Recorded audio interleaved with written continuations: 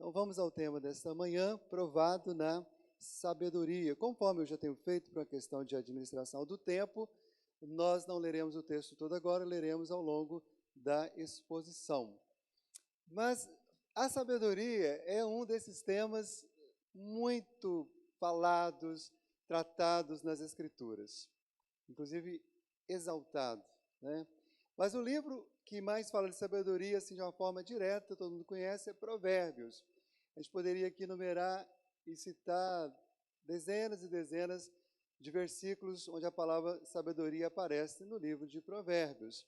Vou lembrar apenas de dois, só para nos ajudar a pensar. Não desampares a sabedoria, e ela te guardará. Ama, e ela te protegerá. Provérbios 4, 6. Com a sabedoria edifica-se a casa, e com a inteligência ela se firma. Provérbios 24, 3. Tiago começa o seu livro, logo no capítulo 1, também toca no assunto da sabedoria. Lembra no versículo 5? Ele nos encoraja a pedir por sabedoria. Se, porém, algum de vós necessita de sabedoria, peça a Deus, que a todos dá liberalmente, e nada lhes impropera, e ser-lhe-á concedida. Mas esse tema específico que vamos tratar hoje, sobre ser provado na sabedoria, também é um tema que se encontra em outras partes da Bíblia. Pastor André, como eu já disse, tem exposto o livro de Daniel. E lá no livro de Daniel, lá mais para o final do capítulo, quando Deus dá a visão a Daniel sobre o futuro, algumas coisas eram um futuro já próximo e outro era um futuro escatológico, que hoje, inclusive, diz respeito ao nosso tempo. Mas ele fala exatamente assim, lá no capítulo 11, capítulo 12. Alguns dos sábios cairão para serem provados, purificados e embranquecidos até o tempo do fim, porque se dará ainda no tempo determinado. Muitos serão purificados, embranquecidos e provados. Os perversos procederão perversamente, nenhum deles entenderá, mas os sábios entenderão. E é o que temos visto hoje, exatamente já isso acontecendo. Os perversos não percebem o que de fato está acontecendo, mas aqueles que são sábios em Cristo, no Espírito, na palavra, sabem o que está acontecendo. Então, irmãos, hoje também estamos, nesse tempo aí escatológico, estamos cada dia mais próximos do fim. Deus sabe o dia da sua gloriosa volta, da volta de Cristo, mas não temos dúvida que estamos cada vez mais próximos do fim. E precisamos ainda de muito mais sabedoria. Nós vivemos um tempo onde existem muitas informações, muitos mestres, muitas tragédias, muitas filosofias, muitas crenças, muitas ideias e muitos interesses ocultos, muitos interesses revelados nas falas, né? E tantas outras coisas que mais confundem a cabeça das pessoas do que esclarecem. Então, a exortação paulina aos Colossenses, hoje, ela é extremamente relevante, mais do que nunca. Portai-vos com sabedoria para os que são de fora. Como você, crente em Cristo, cristão, servo de Deus, tem se portado nesse momento com os que são de fora? Nós precisamos de mais e mais sabedoria. Então, de fato, nós temos sido provados na sabedoria diariamente, em várias circunstâncias. Mas a pergunta que eu deixo para você é: nós temos sido reprovados ou aprovados? Lá no seu trabalho, na sua família, no seu condomínio, no seu dia a dia, nas suas conversas na internet, você tem sido reprovado ou aprovado na sabedoria? Então, nós vamos examinar o capítulo 3 de Tiago e veremos juntos como somos reprovados e também, claro, melhor de tudo, como somos aprovados na sabedoria.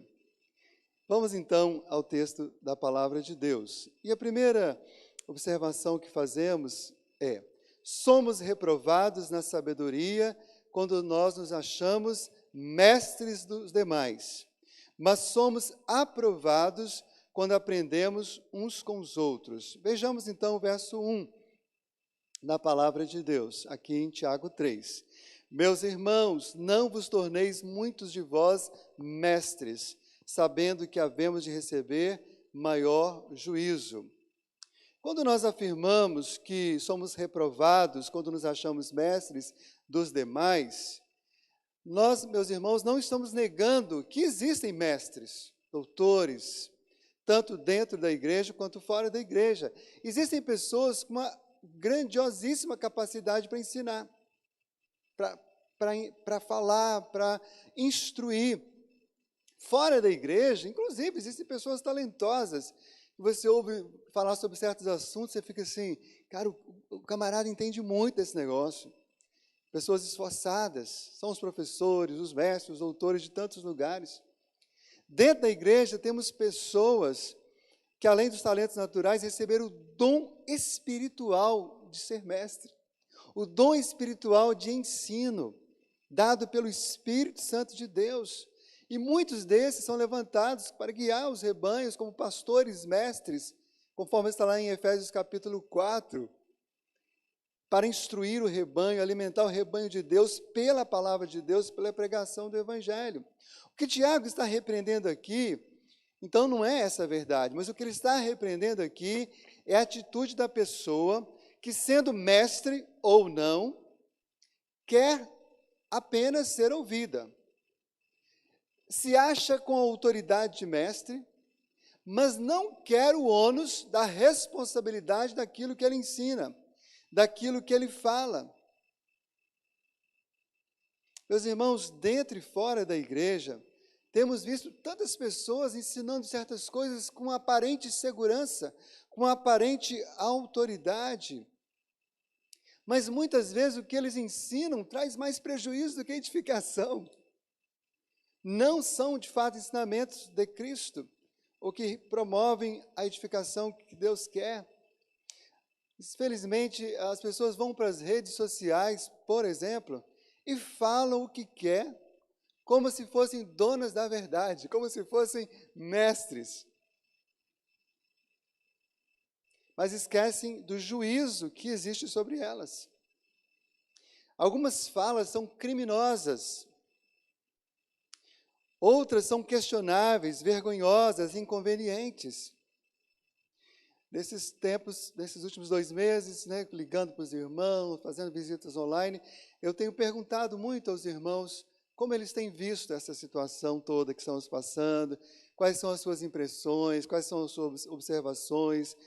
E um querido irmão aqui de nossa igreja fez uma observação que, particularmente, eu considerei muito sábia. Então, tomo a liberdade de citar aqui a fala deste irmão, sem citar o nome, e abro aspas para dizer exatamente o que ele disse. Ele disse assim: tenho visto pessoas cheias de segurança em seus discursos, na defesa de suas posições, em um cenário com muito mais incertezas do que fatos e dados. Tenho visto irresponsabilidade dos líderes em relação aos seus liderados, que são influenciados pelas suas certezas, e ele coloca entre aspas. Ou seja, o que esse irmão disse aqui, usando as palavras de Tiago, é muita gente se comportando como mestres em assuntos que ele não domina, que ele não tem conhecimento de causa. Melhor seria, meus irmãos, que muitas vezes fizéssemos a mesma confissão que o homem mais sábio do Antigo Testamento fez, Salomão, em Eclesiastes 7, 23. Tudo isso experimentei pela sabedoria. E disse, tornar-me-ei sábio, mas a sabedoria estava longe de mim. Na verdade, eu penso que todos têm algo para ensinar, meus irmãos. Todos podemos nos ensinar mutuamente. E quando há mutualidade e humildade para ouvir uns aos outros, isso é bíblico. A Bíblia, lá em Colossenses capítulo 3,16, nos instrui: habite ricamente em vós a palavra de Cristo. Instruí-vos e aconselhai-vos mutuamente em toda a sabedoria. E tem sido maravilhoso, eu posso dar esse testemunho para a glória de Deus, no nosso contexto aqui de igreja local, sermos instruídos, Quando a gente abre lá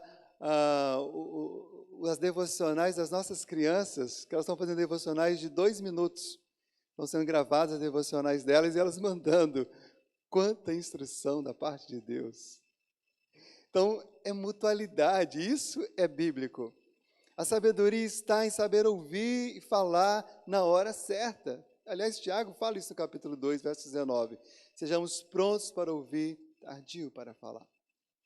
Mas, em segundo lugar, eu quero considerar com os irmãos ainda que somos reprovados na sabedoria quando não dominamos nossa língua, mas somos aprovados quando ela é dominada. Isso nós vemos aqui dos versos 2 aos versos 8, os quais passo a ler neste momento. Porque todos tropeçamos em muitas coisas. Se alguém não tropeça no falar, é perfeito varão, capaz de refrear também todo o corpo. Ora, se pomos freio na boca dos cavalos para nos obedecerem, também lhes dirigimos o corpo inteiro. Observai igualmente os navios, que sendo tão grandes e batidos de rijos ventos, por um pequeníssimo leme são dirigidos para onde queira o impulso do timoneiro. Assim também a língua, pequeno órgão, se gaba de grandes coisas. Vede como uma fagulha põe em brasas tão grande selva. Ora, a língua é fogo, é mundo de iniquidade. A língua está situada entre os membros de nosso corpo e contamina o corpo inteiro. E não só põe em chamas toda a carreira da existência humana, como também é posta ela mesma, em chamas pelo inferno. Pois toda espécie de feras, de aves, de répteis e de seres marinhos se doma e tem sido domada pelo gênero humano. A língua, porém, nenhum dos homens é capaz de domar. É mal incontido, carregado de veneno mortífero. Tiago usa aqui 5 metáforas para falar da importância da sabedoria, da extraordinária sabedoria daqueles que dominam a própria língua, aquilo que ele fala, o que a boca fala. A primeira metáfora é o freio dos animais. Durante toda a minha infância e adolescência, eu fui criado literalmente no meio de animais. Meu pai era uma pessoa amante dos animais e criava, inclusive tivemos esse prazer, né, de ser criado no campo, e eu, desde bebê até a minha juventude, andava muito a cavalo, né? Ajudava meu pai a rebanhar os gados, enfim, o gado, e eu sei a importância de um freio, né? E eu tenho experiências terríveis também quando o freio não funcionou, quando o freio quebrou, e aí não deu outra, né? O animal não parou na hora certa. E eu tibu no chão, né? Foram muitas quedas. Como o freio nos animais é importante, isso ilustra como é importante, muitas vezes, frearmos nossa língua, seja quando estamos em casa, seja no nosso trabalho, seja no púlpito da igreja, seja na escola dominical, saber exatamente a hora de falar e a hora de não falar. Depois ele usa o leme dos navios, né? E como ele diz aqui, o leme do navio é uma das partes menores do navio, fica lá de baixo, né? E o timoneiro, aquele que maneja o timão, à medida que ele mexe, o leme então vai lá e aí o navio, a proa vai para um lado ou vai para o outro. E é muito interessante essa metáfora, porque ele fala aqui do vento forte. Irmãos, nós estamos passando por um momento de vento muito forte sobre a vida, sobre as sociedades, sobre os governos, sobre as nações, sobre as famílias. Mas preste atenção, se você souber se comportar, souber usar a sua língua, essa tempestade vai passar e você, com a graça de Deus, vai guiar a sua vida, guiar a sua família, guiar a sua empresa, enfim, aonde você influencia, com sabedoria, e vai passar essa tempestade e vai estar tudo bem. Mas muitas das tragédias que estão acontecendo hoje no meio dessa pandemia não é por causa da pandemia, é por gente que não sabe governar a própria língua. Torna o ambiente de casa azedo, o ambiente de casa ruim, torna os relacionamentos terríveis. Então, piora uma situação que já não é boa. Eu diria que o barco de muita gente afunda não por causa da tempestade, mas por causa do mau uso do leme, que às vezes joga o barco sobre uma pedra, joga o barco para um lugar que não deveria, e aí ele naufraga. Depois ele usa a metáfora do fogo, fogo na selva, no corpo, na carreira da existência humana. E ele vai crescendo, ele fala do fogo na selva, no corpo, na carreira da existência humana e, por fim, no fogo eterno. Irmãos, quantas pessoas destroem as suas vidas, toda a sua carreira, seja ela profissional, seja ela familiar, seja ela eclesiástica, ou a vida inteira, por causa de palavras que não deveriam ter sido ditas. E o mais terrível é que a palavra de Deus está associando isso ao fogo do inferno. Pessoas que vão usando vivendo uma vida e a sua linguajar, a sua maneira de proceder, de agir, cada dia mais as aproximam e as lançam no fogo do inferno. Mas, por fim, ele usa ainda mais duas metáforas. Ele usa o adestramento dos animais. E aqui também eu falo com uma certa autoridade, porque meu pai foi um grande domador de cavalos, de éguas, burros, mulas, bois, né? Meu pai pegava o animal mais terrível, que ninguém dava nada por ele, que já tinha várias pessoas tentado domar, e perguntava assim o dono do animal: você quer que eu dome ele para quê? Para ser machador, para ser um cavalo que vai ajudar a arrebanhar os animais, para ser de carroça, de charrete? E no final de poucas semanas, aquele cavalo estava pronto, aquele burro estava pronto para ser exatamente aquilo para o qual o seu proprietário queria. Então, domar é uma arte linda, né? Eu nunca mesmo domei, mas eu chamava de cavalo guia, porque eu ia na frente num cavalo manso e onde meu pai ia atrás num cavalo brabo, né? E eu vi como exigia grande esforço do meu pai naquele processo de domar. Não vou entrar em detalhes que agora não convém, mas de fato é algo fantástico, e é mais ou menos isso, é isso que ele está falando aqui, de quanta sabedoria há naqueles que, com a graça de Deus, vão aprendendo a domar a sua língua. E depois ele usa aqui a última metáfora, o veneno mortífero. Pois é, meus irmãos, não é somente cobras, aranhas, escorpiões que carregam veneno mortífero. Felizmente, os seres humanos também carregam veneno que mata.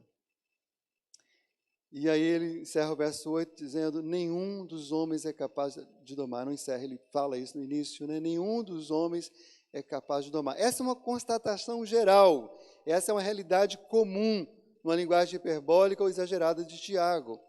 Mas no verso 2, ele levanta uma condicional de fato, não de dúvida. Se alguém não tropeça no falar, é perfeito varão, capaz de refrear também todo o corpo. Ou seja, é como se ele dissesse o seguinte: olha, uma vez que alguém não tropeça no falar, ele é capaz de refrear também todo o corpo. Então, nesse ponto, a lição é: fale somente o necessário, não fale demais. Não pense alto em todo instante, não fale o que lhe dá na telha, não fale sem refletir, não fale qualquer coisa em qualquer lugar. Tem a hora certa, as pessoas certas para você falar as coisas certas. Não coloque tudo que você pensa em redes sociais. Você pode provocar um incêndio maior e mais danoso do que o que estamos vendo aí na floresta amazônica, por exemplo. Exerça o domínio próprio. Se não tem, submeta-se ao senhorio de Cristo, porque por meio do Espírito Santo, Deus domina a sua língua. Espero muito que eu e você cresçamos nessa graça de sermos aprovados na sabedoria, dominando nossa língua. Mas, em terceiro lugar, queremos considerar ainda com os irmãos que somos reprovados na sabedoria quando amaldiçoamos os outros, mas somos aprovados quando os abençoamos. Vejamos, então, do verso 9 ao verso 12. Com ela bendizemos ao Senhor e Pai, também com ela amaldiçoamos os homens, feitos à semelhança de Deus. De uma só boca procede bênção e maldição. Meus irmãos, não é conveniente que essas coisas sejam assim. Acaso pode a fonte jorrar do mesmo lugar o que é doce e o que é amargoso? Acaso, meus irmãos, pode a figueira produzir azeitonas ou a videira figos? Tampouco fonte de água salgada pode dar água doce. Aqui Tiago confronta a incoerência e a falta de sabedoria quando bendizemos a Cristo, num culto, por exemplo, numa oração, e amaldiçoamos as pessoas. Ou seja, quando nós bendizemos ao Criador e amaldiçoamos a sua criatura. E ele usa aqui um argumento interessante: não podemos amaldiçoar as pessoas porque são feitas à semelhança de Deus. A gente sabe pela Bíblia, pela nossa boa teologia reformada, que são imagens deformadas, principalmente do ponto de vista moral e espiritual. Mas ainda assim foram feitas à semelhança de Deus. E essa é a principal razão do assassinato, por exemplo, ser não somente um crime, mas também um pecado contra Deus. Esse é o ponto de Tiago. Ele está dizendo: se vocês usam a suposta sabedoria de vocês para amaldiçoar alguém, para matar alguém com a sua língua, com o seu veneno mortífero, vocês estão se comportando como assassinos. A língua é um veneno mortífero quando amaldiçoamos. Amaldiçoar significa maldizer, blasfemar, execrar, praguejar, xingar, imprecar. E certamente, meus irmãos, quando mentimos, quando falamos meias verdades, ou até mesmo quando usamos a verdade, mas mal intencionados para difamar, fofocar, prejudicar e destruir os outros, isso é algo que amaldiçoa, isso é algo que destrói, isso é algo abominável. A mentira é abominável. Mesmo quando alguns argumentam ter boa intenção, ela pode levar à morte. O pai da mentira é o diabo. Ele veio para matar, roubar e destruir. Queridos, cuidados com as fake news, são mentiras, quaisquer que sejam elas, de qualquer ordem. E elas podem matar mais do que o coronavírus, como já tem feito. Mas a verdade, dependendo de como se fala e com qual intenção se fala, também pode matar. Mas a verdade em amor, ela sai com o tom certo, ela é dita na hora certa, ela produz libertação, ela produz vida, é uma bênção. A verdadeira sabedoria está em abrir a nossa boca para abençoar. Eu conheço muitas pessoas adultas que trazem prejuízos terríveis por coisas que seus pais falaram na sua infância. E algumas das coisas que seus pais falaram não eram uma mentira, mas apresentaram uma verdade sem qualquer respeito, sem qualquer sabedoria, ou meias verdades que eles carregam nas suas cabeças e que só são libertos, graças a Deus, pela verdade de Cristo. Mas cuidado, meus irmãos. Numa época em que o Império Romano já tinha dado sinais que os cristãos não eram bem-vindos, Paulo escreveu aos cristãos de Roma, lá no capítulo 12, verso 14: abençoai os que vos perseguem, abençoai e não amaldiçoeis. Abençoai, louvar, elogiar, bendizer, transmitir uma bênção, ser um canal de bênção. Para mostrar a absurda incoerência de uma boca que louva a Deus e amaldiçoa as criaturas criadas à semelhança de Deus, Tiago usa duas comparações, a da fonte e a da árvore. Então, da mesma fonte não vai sair água doce e amarga, água doce e água salgada. Não pode, não faz sentido. A figueira vai dar figo, a videira vai dar uva, a goiabeira vai dar goiaba, e assim por diante. Não tem como trocar isso, não faz sentido. É absurdo demais, é totalmente incoerente com a natureza. Embora qualquer um de nós estejamos sujeitos a pontualmente falhar nisso, isso não pode ser recorrente na boca de um cristão. Uma pessoa cristã não pode viver na prática de bendizer e amaldiçoar, bendizer e amaldiçoar, bendizer e amaldiçoar. Não pode. É pecado, não glorifica a Deus. E aqui Tiago faz várias perguntas, todas retóricas. Acaso pode a fonte jorrar do mesmo lugar? Acaso a figueira? Enfim, todas essas perguntas retóricas, a resposta é óbvia: não, não pode. Não pode. Então, querido, se você não tem uma palavra para abençoar, a sabedoria de Deus nos ensina a ficar calados e a orar, pedindo que o Senhor nos dê a palavra que edifica e que abençoa e que transforma a vida das pessoas. Em quarto lugar, meus irmãos, aprendemos aqui que somos reprovados na sabedoria quando a confundimos com o conhecimento, mas somos aprovados quando discernimos e usamos ambos, sabedoria e conhecimento. No verso 13 nós encontramos essa verdade linda, né? Quem entre vós é sábio e inteligente, mostre mansidão de sabedoria mediante o condigno proceder às suas obras. É muito bom quando você encontra alguém que é sábio e inteligente. Muito, muito bom. A palavra grega traduzida aqui por inteligente poderia ser também traduzida por conhecedor. Quem entre vós é sábio e conhecedor? Então, essa palavra, ela aponta para o conhecimento. Conhecimento e sabedoria deveriam sempre andar juntos. Mas sabemos que nem sempre vemos o conhecimento e sabedoria juntos. Nem sempre o sábio tem tanto conhecimento quanto a gente imagina. E nem sempre o inteligente é tão sábio quanto se espera. O pior ainda é quando confundimos conhecimento e sabedoria e vice-versa. E aí, claro, vem a pergunta óbvia, então qual é a diferença, né, entre sabedoria e conhecimento? Esse é um assunto bem mais profundo, a gente vai poder aprofundar tanto, mas espero trazer alguma luz na parte de Deus aos irmãos. Mas existem muitas frases sobre isso, né? Se você clicar na internet e dizer assim, diferença, sabedoria e conhecimento, tem um monte de coisa lá, né? Mas eu trouxe aqui 3. Depois, se você quiser saber os autores, tem aqui, mas não vou citar, que são nomes bem complicados. Mas vamos lá. Primeiro que me chamou a atenção foi o seguinte, conhecimento, essa aqui eu achei muito ilustrativa, né? Conhecimento é saber que o tomate é um fruto. Você sabia que o tomate é um fruto? A gente trata como verdura, legume, então, é um fruto. Mas aí ele completa, né? Sabedoria é não misturá-lo à salada de frutas. Apesar de ser um fruto, não combina, né? Deu para pegar aí, né? Para adquirir o conhecimento é preciso estudar.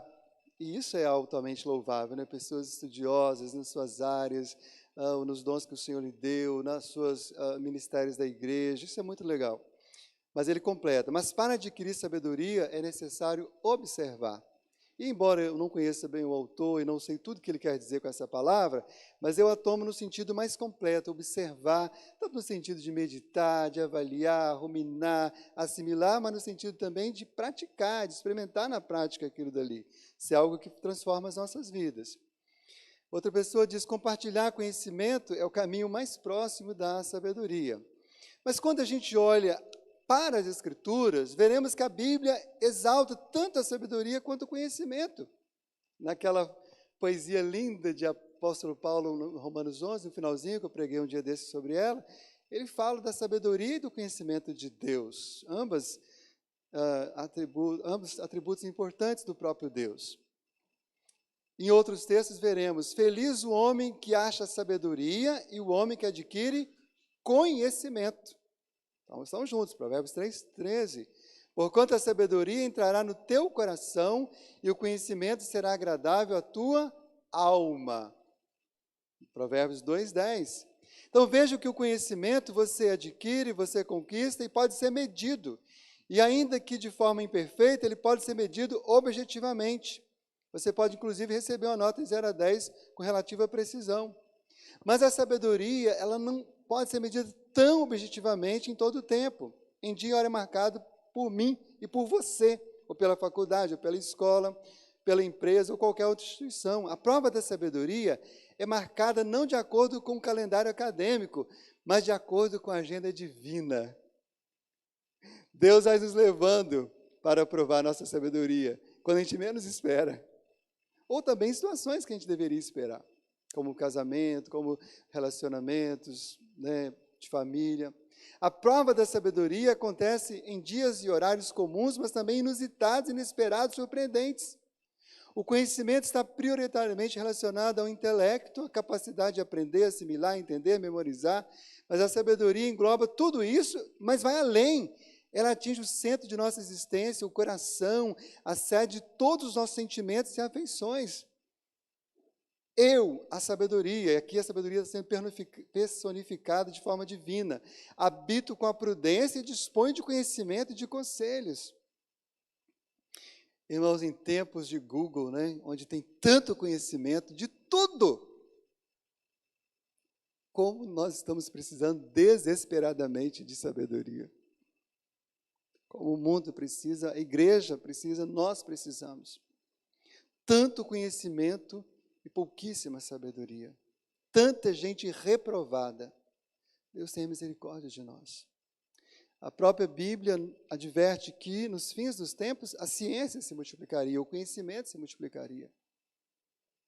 Então, nós que conhecemos a palavra, precisamos de estarmos atentos à sabedoria, que nos ajuda a lidar com este conhecimento e aplicá-lo de forma que glorifica a Deus. Em quinto e último lugar, quero considerar com os irmãos que somos reprovados na sabedoria quando somos movidos pela carne, o mundo e o maligno, mas somos aprovados quando conduzidos pelo Espírito. Isso vemos do verso 14 ao verso 18. Leiamos. Se pelo contrário tendes em vosso coração inveja amargurada e sentimento faccioso, nem vos glorieis disso, nem mintais contra a verdade. Esta não é a sabedoria que desce lá do alto, antes é terrena, animal e demoníaca. Pois onde há inveja e sentimento faccioso, aí há confusão e toda espécie de coisas ruins. A sabedoria, porém, lá do alto é primeiramente pura, depois pacífica, indulgente, tratável, plena de misericórdia e de bons frutos, imparcial, sem fingimento. Ora, é em paz que se semeia o fruto da justiça para os que promovem a paz.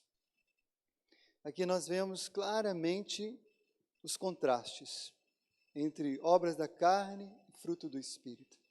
Astúcia maligna e sabedoria de Deus, sabedoria do alto. Mundo perverso e justiça de Cristo. Aqui é uma lista de coisas que pertencem à carne, ao mundo e ao diabo. Ele cita aqui inveja amargurada, sentimento faccioso, mentira, confusão de toda espécie e coisas ruins. Então, irmãos, o que vale o muito conhecimento, o suporte, a sabedoria, se a pessoa que vai usá-los está sendo movida por todas essas tragédias.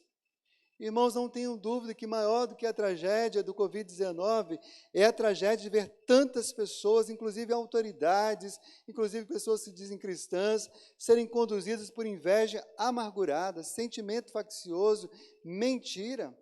Essas tragédias matarão mais do que o coronavírus, irmãos, não tenham dúvida disso. Por isso precisamos interceder sinceramente, fervorosamente a Deus pelas nossas autoridades, para que elas não tenham apenas conhecimento, mas a sabedoria. Mas há outra lista aqui de coisas que pertencem ao fruto do Espírito, a justiça de Cristo, a sabedoria de Deus. Ele cita mansidão, pureza, concórdia, misericórdia, benevolência, indulgência, sinceridade, justiça e paz. Essa é a sabedoria aprovada por Deus. Essa é a sabedoria que edifica. E eu lhe pergunto, respeitosamente, o que tem guiado você, querido? O que tem guiado o seu conhecimento e a sua sabedoria? Paulo não tinha dúvidas quanto a isso, por isso ele afirma aos irmãos da igreja de Corinto: a minha palavra e a minha pregação não consistiram em linguagem persuasiva de sabedoria, mas em demonstração do Espírito de poder, para que a vossa fé não se apoiasse em sabedoria humana, e sim no poder de Deus. Paulo falava seguro, guiado pela sabedoria que vinha do alto. Observe Salomão, depois de tanto conhecimento, ele concluiu que a sabedoria fora de Deus não valia a pena, não valia nada. Ele confessa em Eclesiastes 1, 16 e 18, disse comigo, eis que me engrandeci e sobrepujei em sabedoria a todos os que antes de mim existiram em Jerusalém. Com efeito, meu coração tem tido larga experiência da sabedoria e do conhecimento. Apliquei o coração a conhecer a sabedoria, a saber o que é a loucura, o que é a estutícia. E vim saber que também isto é correr atrás do vento, porque na muita sabedoria há muito enfado, e quem aumenta da ciência aumenta a tristeza. Teve um momento da vida de Salomão que ele desconectou da sabedoria do Senhor. e ele simplesmente se enlameou no pecado. Ele estava tão cansado com tudo que ele foi buscar descanso nas suas 1000 mulheres. Claro que cremos que ele teve arrependimento e escreveu a palavra, foi inspirado por Deus, como tantos outros homens de Deus, e nós também precisamos ter arrependimento, se assim percebermos que estamos sendo guiados mais pela carne do que pelo Espírito. Meus irmãos, prefiram sempre a sabedoria de Deus, porque a loucura de Deus, até a loucura de Deus é mais sábia do que os homens, e a fraqueza de Deus é mais forte do que os homens, 1 Coríntios 1, 25. Quero concluir esta palavra e já convido os irmãos do louvor para estar conosco. Daqui a pouco vamos cantar ao Senhor. Meus irmãos, não se iludam. Quero deixar aqui 2 alertas finais. Não se iludam com a sabedoria deste mundo. Ela é terrena, ou seja, não conduz à eternidade. Ela é animal, ou seja, leva as pessoas a agirem de forma irracional e destrutiva. Ela é demoníaca, nasce no inferno e conduz para o inferno. Meus irmãos, em tempos de coronavírus, Deus está bradando, como bradou pela boca do profeta Isaías, pela boca do apóstolo Paulo, e hoje a palavra de Deus, infalível, inspirada, inerrante, a autoridade de Deus, continua bradando ao mundo. Deus fala com todos: destruirei a sabedoria dos sábios e aniquilarei a inteligência dos instruídos. Onde está o sábio? Onde o escriba? Onde o inquiridor deste século? Porventura não tornou Deus louca a sabedoria do mundo? 1 Coríntios 1, 19 e 20. Irmãos, a multiforme sabedoria de Deus é revelada pela igreja, não pelo mundo. Para que pela igreja a multiforme sabedoria de Deus se torne conhecida agora dos principados e potestades nos lugares celestiais, Efésios 3:10. Então, queridos irmãos, não se alimentem, não se empanturrem com a sabedoria de gente que não tem o temor de Deus, que não são convertidos a Cristo.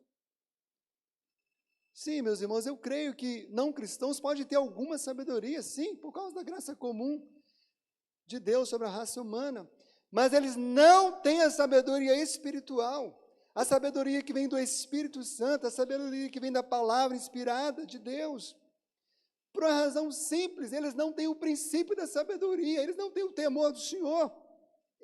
Temor do Senhor é o princípio da sabedoria, e o conhecimento do santo é prudência, Provérbios 9:10. Meus amados irmãos, somente em Cristo nós somos aprovados na sabedoria. Fora de Cristo, todos nós somos reprovados na sabedoria. A sabedoria de Deus se chama Jesus Cristo. Nós pregamos Cristo, poder de Deus e sabedoria de Deus, 1 Coríntios 1, 24. Paulo sabia que a verdadeira sabedoria só pode ser encontrada em Cristo, por isso ele orava não somente por ele, mas por todos os crentes, para que fossem cheios do conhecimento de Cristo. Ele afirmou aos crentes colossenses e aos crentes em Éfeso, e o Espírito Santo nos afirma nesta manhã, todos os crentes que possam estar nos ouvindo. Paulo orou dizendo: por esta razão também nós, desde o dia em que o ouvimos, não cessamos de orar por vós e de pedir que transbordeis do pleno conhecimento da sua vontade, em toda a sabedoria e entendimento espiritual, para compreenderem plenamente o mistério de Deus, Cristo, em quem todos os tesouros da sabedoria e do conhecimento estão ocultos. Os tesouros da sabedoria não estão dentro da Universidade Federal do Espírito Santo ou em qualquer outra do mundo. Estão em Cristo, para que o Deus de nosso Senhor Jesus Cristo, o Pai da glória, vos conceda espírito de sabedoria e de revelação no pleno conhecimento dEle. Meus amados irmãos, concluída esta palavra, nós vamos cantar uma canção, mas antes de cantar uma canção, eu quero orar, eu quero compartilhar com os irmãos. Essa canção, eu creio que é uma canção, para mim, pelo menos, fala muito ao meu coração. Porque todas as vezes que eu estou diante da palavra de Deus, eu vejo quanto que o meu coração ainda está longe de ser como o coração do meu mestre. Mas Deus vai nos transformando pela sua palavra. Deus vai nos transformando pelos meios de graça. Deus vai nos transformando pela sua disciplina. E nesta semana, um dos nossos membros de nossa igreja compreendeu isso, compareceu ao conselho da igreja, numa reunião presencial, falando: eu preciso ser tratado. Eu quero um coração igual ao do meu mestre, porque tenho feito isso, que não glorifica ao meu Deus. Que é o nosso irmão Jackson Rodrigues, foi afastado da comunhão por tempo indeterminado. Mas eu creio, meus irmãos, de todo o meu coração, que o Senhor está operando na vida deste irmão, como na vida de todos nós, para nos transformar, para nos tornar mais sábios como ele é. Que nesse tempo de disciplina deste irmão, ele cresça na sabedoria do Senhor. E nós todos cresçamos na sabedoria do Senhor juntos, sofrendo com ele, nos alegrando com ele e uns com os outros.